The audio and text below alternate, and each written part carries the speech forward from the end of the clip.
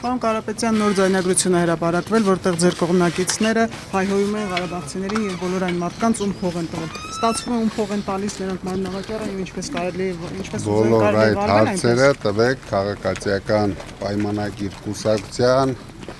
ղեկավարությանը, քանի որ ամեն ինչ իրենք են կազմակերպում, այդ ձայնագրությունները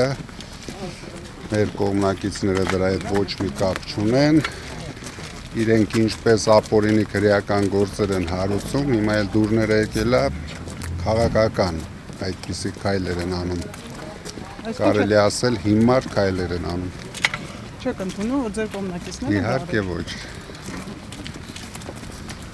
Մենք այդպիսի կողմնակից չենք կարող Բայց ինչի ունենալ։ անընդհատ ձեր կողմնակիցների հետ կապված է լինում այդ ձայնագրությունները, անընդհատ Դուք լավ հարաբերություն ունեք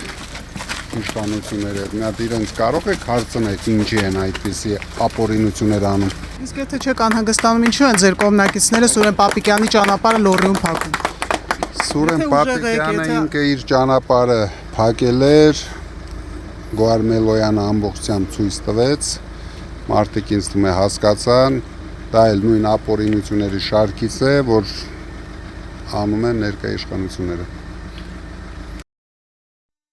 Հավանիչ տեսանյութը եւ բաժանորդագրվիչ նորությունները բաց չթողնելու համար